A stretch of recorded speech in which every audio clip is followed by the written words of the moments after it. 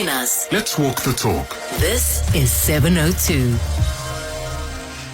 The Employment and Labour Minister, Nkosazana Meth, has expressed, as you might know, deep concern about a spate of retrenchments and the notices that have come out that have gone out at major companies in this country. Some of them fought South Africa. ArcelorMittal, you heard recently that they will be shedding about 3,500 jobs. Goodyear, South Africa, you saw all that in the news as well. And there was also Glencore.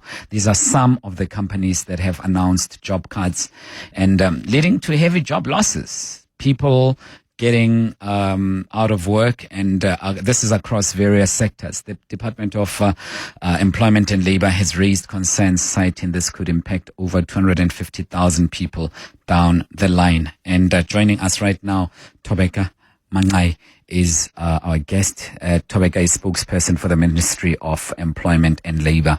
Ma'am, thanks for your time. Welcome to 702. To you, Thabo. Thank you for having us on the show. Good morning to the listeners. Thank you for coming through, because the subject is very important and it's something that we can't ignore. I'm just wondering your reaction as the private sector is shedding so many jobs. And I've mentioned some big names, 3,500 from ArcelorMittal. We know the steel industry has not been performing well, and this has been a long time coming. Does the department or does the ministry in any way have envisaged some mitigation plans to absorb this very harsh economic blow? Yes, well, you know, these job losses, Thabo, the minister is very concerned about them because they will have very devastating consequences for the families. I mean, the loss of a single job goes beyond the Department of Employment and Labour. It is a societal problem that should concern all of us. When she saw in January that ArcelorMittal was struggling, and there were those reports already in January, she did request an urgent meeting with them. I'm just making an example of ArcelorMittal. We had a sit down with them, with the management, and they explained the situation. They did cite various factors such as high electricity costs. They cited the economy, you know, the sluggish economy that's not growing as fast as expected. So there are many challenges generally, and now seeing all these announcements and plans for retrenchments, it is very worrying. And maybe let's start with a process, especially for those who don't understand. A company can't just wake up and decide that they are going to retrench individuals. They have to be demonstrable evidence that suggests that they cannot absorb their expenses any longer. Maybe before we even go anywhere, speak us through those processes before retrenchment. Well, some of these processes will include discussions with the labor unions to then speak on these matters before the Section 189 notices are issued. With ArcelorMittal, for example, we've been part of a team of experts, interdepartmental response team that has included the DTIC as well as the IDC. We've sat down within that broader stakeholder engagement team. And our mandate really is to provide support to the employees. So what we've been able to do when AMSA submitted their application for the temporary employer relief scheme (UIF) application, it was considered, and an amount of more than 416 million was allocated in the interim while they implement a turnaround strategy. So this is part of the response team that Employment and Labour can provide. We do have a success story with the South African Post Office, where the Post Office was undergoing a similar challenge. They also submitted their TERS application, and an amount of 381 million was made available through the very same UIF program, and that provided immediate relief to secure the salaries of 5,956 employees. And the South African Post Office are implementing that turnaround strategy, which is proceeding very well. So at least there is some light, and there is indeed our programs are very effective. unfortunately, with AMSA, they required additional funding, Thabo, that they could not secure for their operations. And this is what has led to the discussions falling apart with them. However, I do want to stress that the Minister is still very much committed to providing support to AMSA, and those funds are still available. They are not off the table. Yeah. And I mean, your job as a department primarily, or your mandate, I should say, is to preserve jobs and obviously create a conducive working environment in the labor space. What was behind the failure of the UIF-funded intervention of about 416 million rand for ArcelorMittal? Okay, so what was behind the failure was that we cannot provide the funding, or we cannot release funds to a company if they cannot guarantee that they will not shed jobs. So unfortunately, we could not secure that guarantee from AMSA, as they had struggled to secure the additional funding for their operations. Remember, our funds don't fund operations. Our funds fund the salaries of employees, because employees, our mandate is to protect the jobs. So that is our mandate. So we don't fund operations. So in them not being able to secure those funds for their operations, they couldn't give us the assurance that they won't lay off any staff. And the conversations, I would assume, started long before the rubber hit the road. Yes, indeed.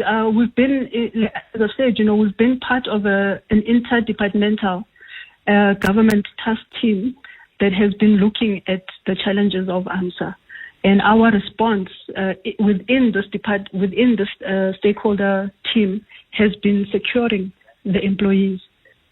I mean, also for those who would have been retrenched, what do they do? What is the process after being retrenched? Do they come to your offices? What do they need to bring through?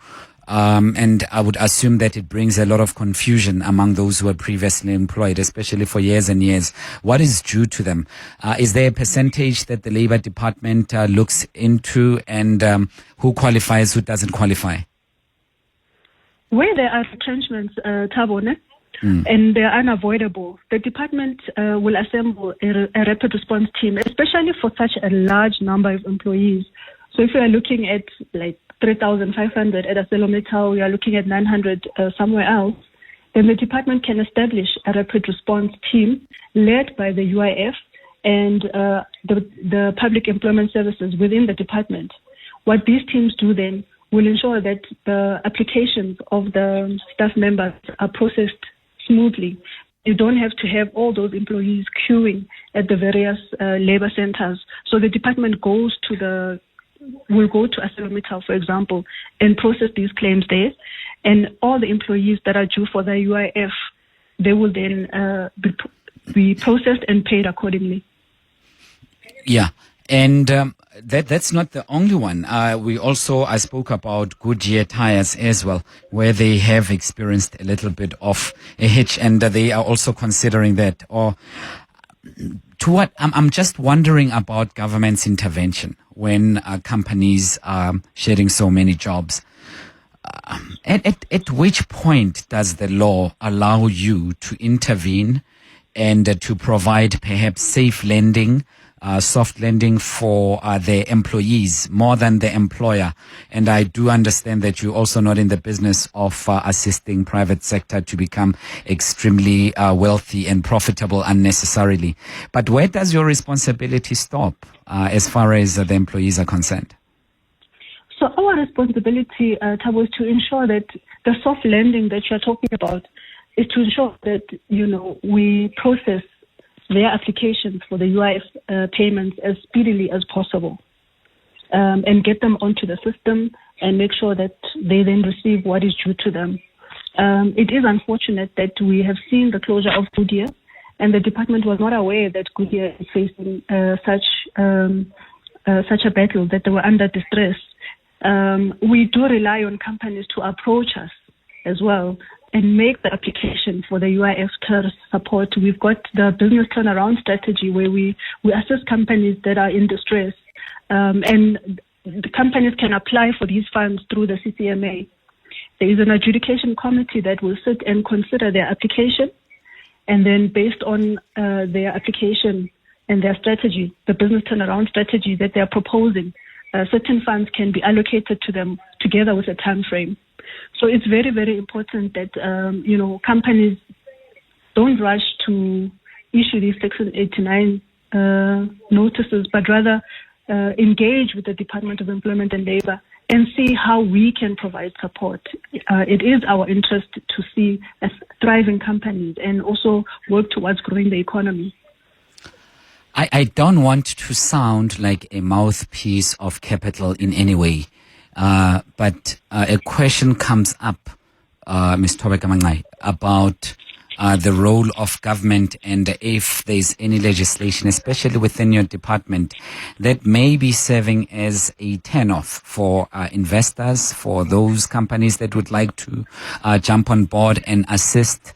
Do you, when you're having conversations with various companies, is there anything legislatively that comes up as a deterrent for more investment or for fighting harder for their employees to retain their jobs? No, in fact, none of, I know what you might be referring to, yeah. And that hasn't come up. So what has come up in the discussions regarding the closure of these companies, it's been global economic factors, the trade wars, the higher tariffs. It's been a sluggish South African economy that hasn't been growing for months, that has now, manufacturing is not happening at a rate that that is productive. So these higher electricity costs as well have been cited, and unfair or cheaper Chinese imports that are coming into the country have been cited as the reasons why they are struggling and battling to remain competitive in the market. So these are some of the issues, Thabo, but not so much policies. I mean, I'll give you an example. I mean, the department has been successful in providing support, and which is part of the process of creating an enabling environment. I mean, 4 billion rands has been released of the same program, the UIF TERS, to support the Presidential Youth Employment Initiative, to fund the teacher assistants, to create jobs for young people who find themselves unemployed. Yeah. So there are some green offshoots, there are some success stories. I mean, we've cited the post office as well, where we've been able to stabilize the South African post office. For purposes of time, let me not go into the South African Post Office. But here's a question for you. It says, "Hi, Thabo, please ask your guest, is a company allowed to have a short time for over 10 years? In the short time, obviously, salaries are cut. Are they not mandated to retrench if it's not doing well?" This comes from Sharon in Auckland Park. Sorry, Thabo, can you just repeat that? Yeah, it says, "Please ask your guest, is a company allowed to have short time for over 10 years? In the short time, obviously, salaries are cut. Are they not mandated to retrench if it's not doing well?" Well, I mean, the company, before they even consider retrenching, they can approach us. We assist companies to reach productivity levels. We've got an entity, the Department of Employment and Labor has an entity called Productivity South Africa that helps companies to be productive or to reach productivity levels that they desire. So yes, before those Section 89 notices can be issued, I think companies should consider not just throwing the baby with the water, but perhaps seeing how they can partner with us, and we can then provide the necessary support. Thobeka, thanks for your time. Really appreciate it, and I will keeping our tabs on this story. Really appreciate it. Thobeka Magcai is spokesperson for the Ministry of Employment and Labor. 22 minutes after 11. 702 Let's walk the talk on 92.7 and 106 FM. Professor Jannie Rossouw is joining us, Professor at Wits Business School Wits Business School. He's an economist, and he's giving us his insights as well. Prof, thanks for your time. Welcome to 702. Good morning, Thabo, and good morning to the listeners. It sounds a little bit unnatural. It looks like we are missing something in this equation. About 250,000 jobs are at risk right now. ArcelorMittal shedding 3,500. It looks like is it just seasonal, or can we endure this very difficult phase of economic downturn? What we are seeing at the moment, Thabo, is really the result of very low or even no economic growth for a prolonged period of time. Our economy has been stuttering along at less than 1% per annum economic growth. Our population growth, incidentally, is about 1.5% per annum. Businesses are really struggling.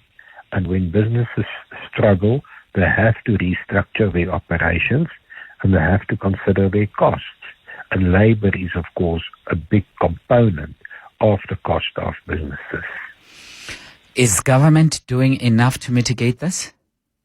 No, of course not. The government should adopt investment-friendly policies. The government should adopt a policy framework where it is attractive for new businesses to invest. What we need in South Africa is very rapid economic growth to eradicate unemployment and to eradicate economic hardship. And we've not seen this from the ANC government for the last 15 years. And they keep on following the same policies that didn't work for 15 years.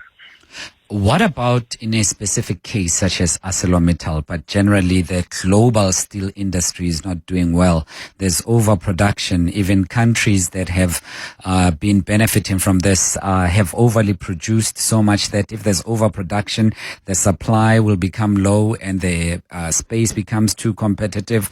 It will definitely affect the prices. In that instance where there are global forces that are pinching the local economy a little bit tighter, what sort of mitigating instances can we place in order to preserve the industry for ourselves and our employees locally? Well, for one, we can make exports more attractive. Now, in the case of the USA, we now face a very high tariff structure for our exports to the USA, which will be very bad for South African producers. The government has not even done the obvious thing in the midst of our crisis with United States relations. They've not even appointed an ambassador. So, I mean, this is the obvious thing to do if you have a crisis like the trade tariffs being introduced by the USA, is to make sure that you have a competent ambassador in the US to start engaging the officials and start negotiating a better deal for South Africa. The ANC has monopolized foreign affairs for itself within the Government of National Unity, but President Ramaphosa cannot even announce the appointment of an ambassador to the USA. So there's no clear policy plan to get us out of our trouble. What about processes of industrialization as the government and creating that fertile environment for the local economy to sustain itself? I'm thinking of countries such as China, where construction became a thing to preserve jobs, create jobs, and to sustain its economy. And whilst there are some criticisms to be said about that, it did sustain them for quite some time. Are there practical steps that South Africa can take to stimulate its own economy by looking at internal consumption? No, I fully agree with you that it is a strategy South Africa can follow. But then again, our government must create the environment for such a strategy. Our harbors must work for such a strategy to work, because you will have to import certain items to use. Our railroads will have to work for one. So the government will have to start doing the obvious things and forget about big dreams of being a world player. Do the obvious things. Get the harbors to work. Get the railroads to work. This is get the municipalities to work, fix the potholes. Then we will have local. If we can have municipalities that work, with local service delivery, we will have local investment in our towns and our cities that will be very beneficial to jobless people. But we can't even get our municipalities to function optimally, and the ANC has no plan how to sort this out. Policies, legislative pieces that are protectionist of nature, would those work? Well, even before we get to that, just get the obvious things to work, as I've said. Fix the potholes, fix the street lamps, clean the cities, clean the towns, so that it becomes an attractive environment for local investment. Make sure that we have local service delivery, like sewage, like water, like electricity. But we do not even have those basics in place in many towns and cities, and we will not see investment in those towns and cities if basic service delivery is not in place. Is there sunshine after these very dark, stormy clouds that are in front of us right now, Prof? Yes, there is, if the ANC is, on the one hand, willing to do the right things, or on the other hand, if the ANC can lose power, because the ANC is not bringing the results South Africans desperately need. What we need in this country is rapid economic growth and job creation for a growing population. What I see as very positive within the Government of National Unity, though, is that parliamentary oversight has been restored. The parliamentary structures are again exercising oversight over the executive, which is at the heart of a democracy. And that is the one positive thing that the Government of National Unity has brought that makes me very excited. We now see Parliament exercising its oversight function again. And from the oversight function, all these good things can follow. So from that perspective, I'm very excited about the future. Prof, thanks very much for your time. Professor Jannie Rossouw, Professor at Wits Business School. Exactly 11:30. 7:02 Let's walk the talk on 92.7 and 106 FM. 25 minutes to 12 o'clock. Thabo in for Clement. We're together till 12, and we're speaking about a bloodbath, jobs bloodbath in South Africa. And it is anticipated that there would be about 250,000 jobs at risk currently. We've said at nauseum that ArcelorMittal will be shedding about 3,500 jobs. There are other companies as well that will be in that queue, including, amongst others, the Goodyear tire company that you may know of, and various others, wherein it has been said that also Glencore is involved in that. They cited electricity costs, Eskom tariffs, and Transnet logistical failures as central to their retrenchment decisions. These are concerns that government definitely can look into. I want to hear from you this morning before I introduce my next guest. What do you think can be done to stop this retrenchment wave?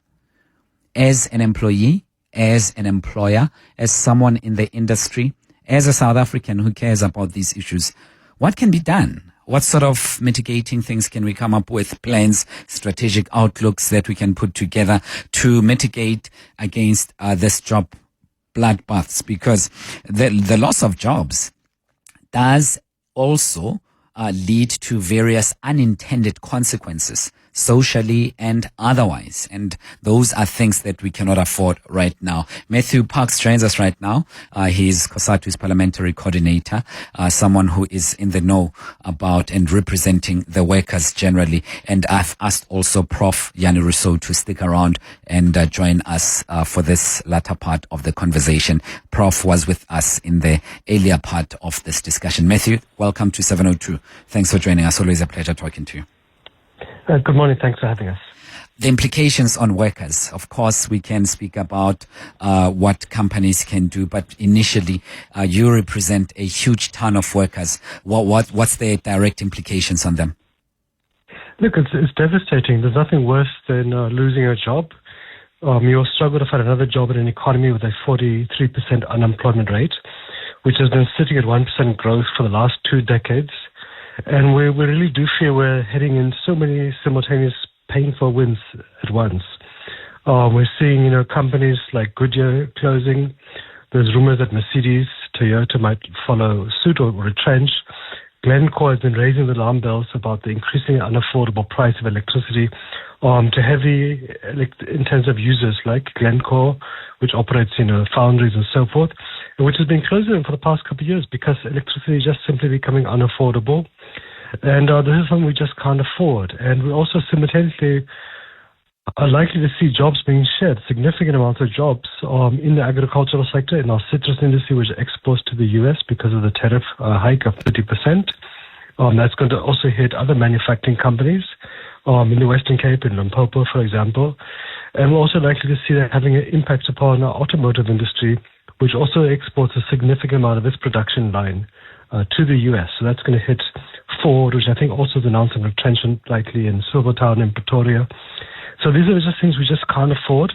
And yes, I mean, those workers lose their jobs, but also beyond that, they can't take care of their families. They can't pay for food or electricity, pay for their debts, pay for the bond for the house. And this really plunges many people into poverty, and it has an impact on their families, obviously. But also each worker supports about 7 relatives. So there's a real society-wide blow when you come into this kind of a crisis. And we fear government's not moving fast enough to mitigate it, and also not moving fast enough to address the root causes as well. Are we at crisis point yet, Matthew? We think so. We think we've been in a crisis for a long time. If you have 4 out of 10 South Africans who can't find work, that is a very dangerous ticking time bomb to be playing around with. And we really have made a fundamental fault as a country by normalizing such abnormal levels of unemployment. And until we begin to create jobs, we're not going to be able to resolve all of our many other issues, our poverty, our inequality, the issues of crime, etc. None of those can be resolved unless we begin to get people into jobs and really find ways to address the structural obstacles to growing the economy. With Goodyear, Matthew, before I go to Prof quickly, I just want to squeeze in this question. With Goodyear SA and the company closed down without even applying for assistance, how are you as unions enforcing accountability from such companies that benefit from state incentives yet retrench at will? So that's one of the fundamental issues we have to deal with. So there is a logic to providing subsidies, tax rebates, lower electricity tariffs to these companies. We need to do it because we need to create jobs, create industrial sectors, value chains. But I think what we've failed on collectively as a society, as government and so forth, is to say, how are we going to hold you accountable? You can take a worse example of ArcelorMittal, which has not only received lower electricity rates, investments directly from the IDC, from the UF, and then still close the shop. So we need to begin to restructure the systems we receive that is linked to you remaining in the country. You're not only saving jobs, but actually beginning to create jobs and actually beginning to help nurture value chains so that even if you do pack up your bags and leave, that something is left behind. Because right now, out of our desperation, we've handed over huge amounts of money to many companies, and they've just taken it and then decided to walk. And we're left with the consequence. So in Uitenhage, the small town, the blow is going to be massive when Goodyear closes. Prof Rossouw, let's come to you. Platforms where business, labor, and government meets, and just, I suppose, even beyond Netleg, should have ventilated on the situation that we are facing right now. What are some of the conversations, compromises that are not taking place amongst stakeholders that could somehow assist in this dark space? Of course, we can blame each other, and of course, we can point fingers at one another now that we're here. But what is missing in our discussions to each other as we engage? What is the core thing? And I just want us to be blunt, because these numbers are scary. I'm worried that one day we'll wake up and they'll be far worse than this.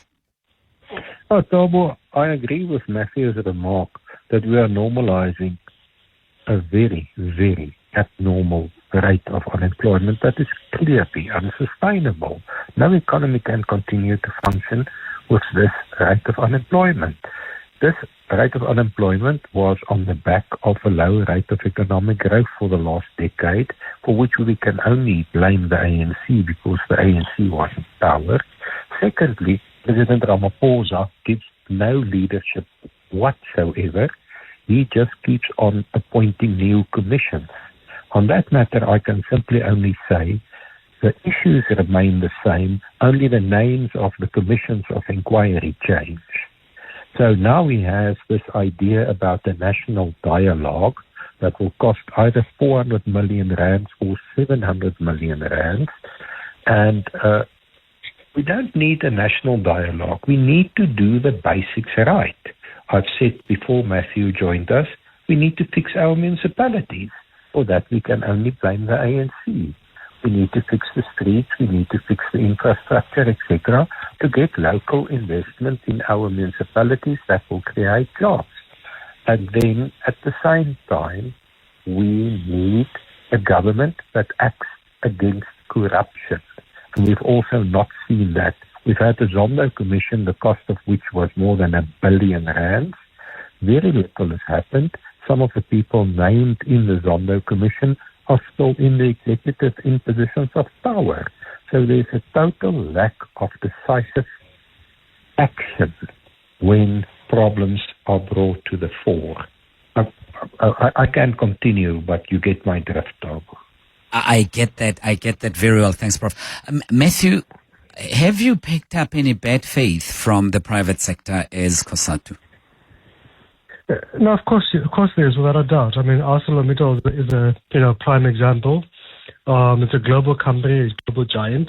We're relatively small fish in its pond, and so they've been happy to take money from the state, from the IDC, tax rebates, low electricity costs, etc. And when their target isn't met, they're happy just to close shop because we're small fish in their pond and they can move on.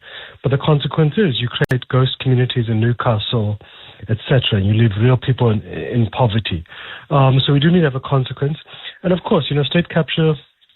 Yes, politicians without a doubt were deep in the cookie jar, but also we saw people in the private sector too. Very happy to play along, in fact, happy to facilitate and capture politicians. So, yeah, politicians are not angels without a doubt, but I don't think we must also say people in the private sector are angels. We've seen, for example, Bain Capital was a part of facilitating this, and I think there has been some progress by government, not enough by any stretch of the imagination, but some are beginning to hold some of these companies accountable. So I think Bain, I think McKinsey, who amongst those companies blacklisted by Treasury have had to repay money to government, which is good. One must applaud that, but we would really want to see people in orange overalls go into prison because the damage they caused to the country was huge.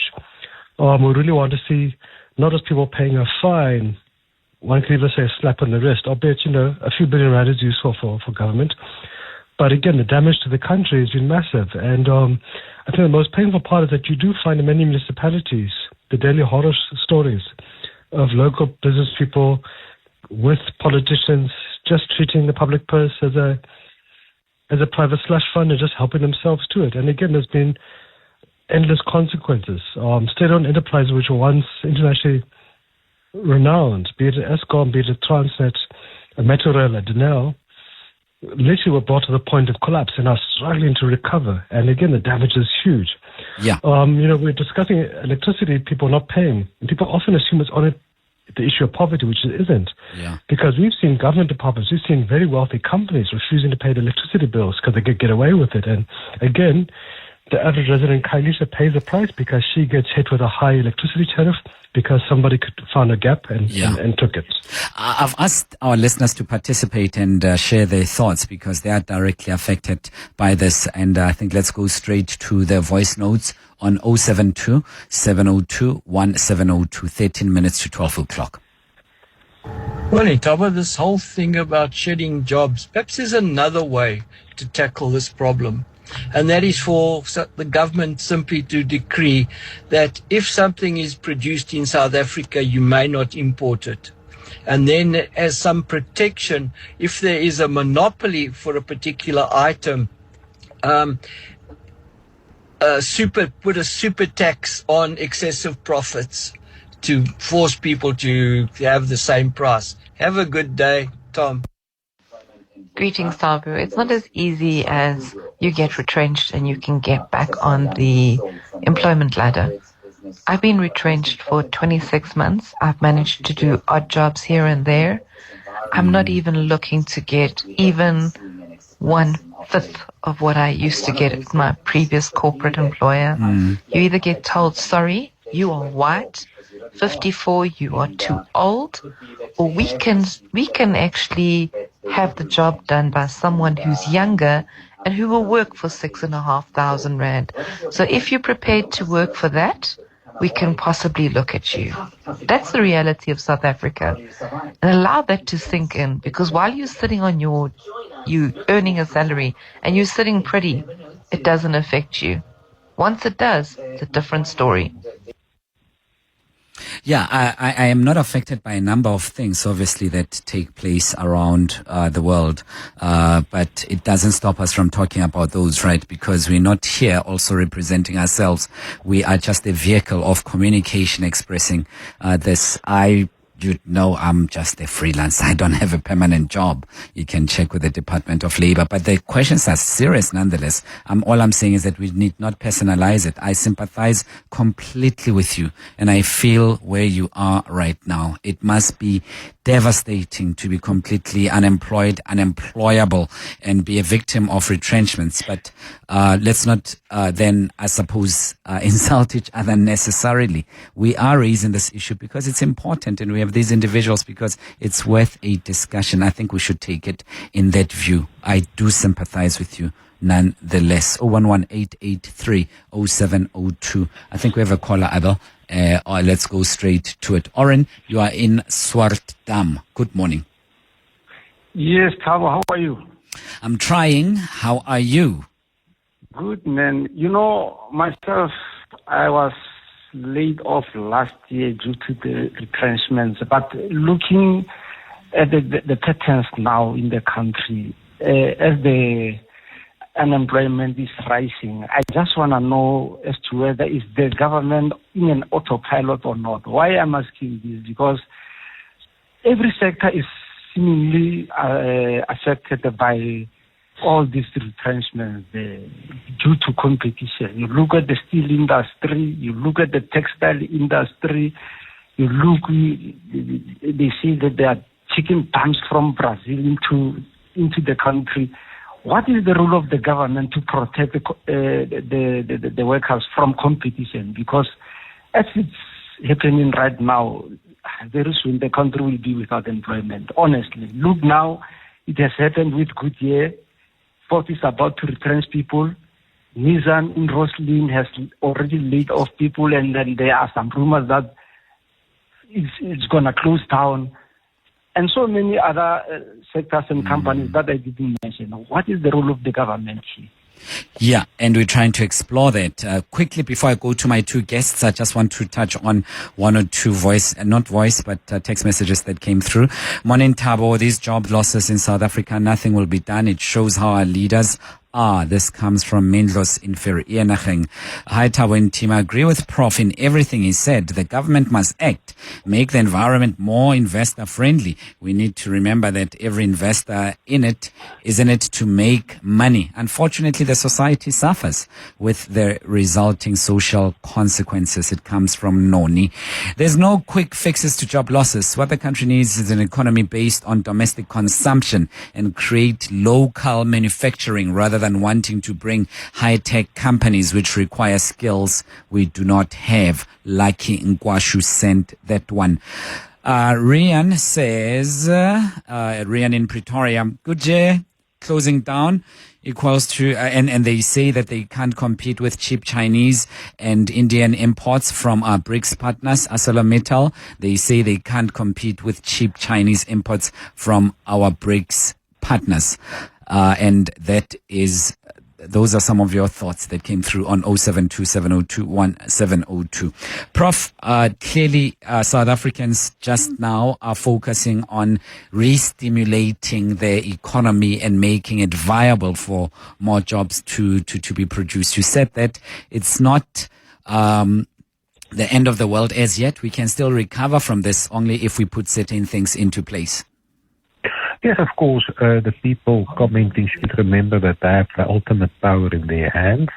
That we will have municipal elections by the end of 2026 or early in 2027.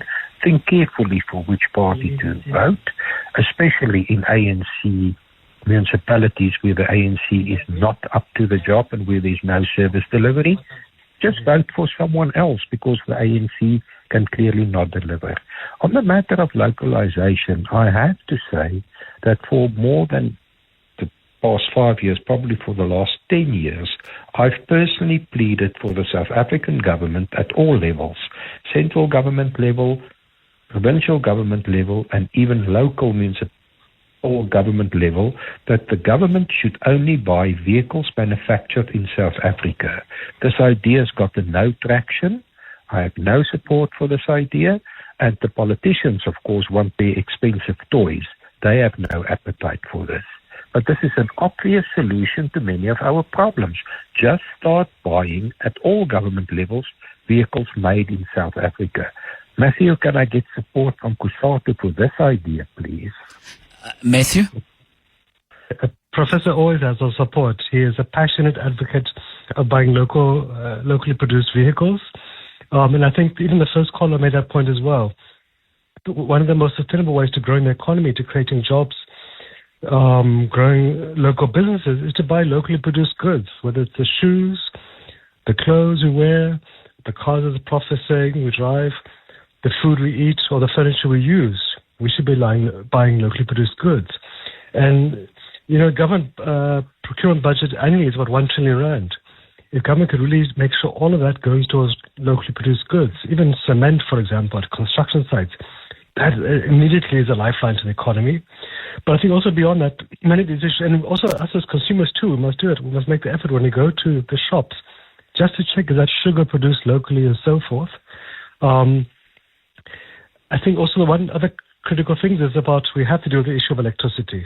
We're seeing Glencore and other companies retrenching because electricity is just simply unaffordable. So government with Eskom has got to give it the support to set electricity on a more affordable path. We can't sustain this amount of electricity price hikes. We've got to reduce it and so forth. But that means dealing with the leakages. We've also got to fix and expedite the efforts to rebuild Transnet because that is key to a huge number of jobs in mining, manufacturing, agriculture. We have to fix the mining rights application system to unlock investment to the mining industry, which is the backbone of the economy, but it's shed huge amounts of jobs since the 80s. Similarly, to Prof's point, fixing municipalities to avoid companies closing because of a lack of basic services, fixing metro rail to help reduce congestion on roads. But beyond that, also want to say two quick things. We need a much more bold industrial financial package, not just from the state, but also from the private banks too, to really give support for industrial sectors, export companies, SMEs, because the amount of money we put right now is a pittance given our level of unemployment. And at the same time, the last point is that to expand the public employment programs, the presidential employment stimulus, to really help break the back of 12 million unemployed, to help them enable to get the experience, the skills, the confidence they need to find jobs and to earn a living minimum wage. But right now, we should be treating these two issues, industrial financing and public employment programs, as our major interventions in addition to your ESCOMs, your Transnet. Gentlemen, in just 20 seconds that is remaining, I'm going to ask you a question, and it's rather unfair, but such is the nature of life. Is there demonstrable political will that exists to deal with this problem and make sure that it doesn't come back? Let's start with you, Prof. No, there isn't. President Ramaphosa is both inefficient and ineffective. He's not leading the country anywhere. He's not been a leader during his presidential term. Yeah. So if any expectations from him, we are bluffing ourselves. Matthew? So it's easy to be pessimistic, that's natural, but I think there is pockets of excellence to give a counter view. We've seen how SARS was rebuilt. We've seen progress in ending load shedding. We've seen progress in rebuilding Transnet. We need to replicate those across the board and show the same leadership we showed collectively as a society during COVID. Throw everything at this growth and unemployment crisis. We have to do. We don't have a choice but to do it. Is there political will, Matthew? There is, but it's not enough, and there's not a sense of urgency, to be honest. Got you. Thanks very much. Matthew Parks from Cosatu and Professor Jannie Rossouw from Wits. 3 minutes to 12.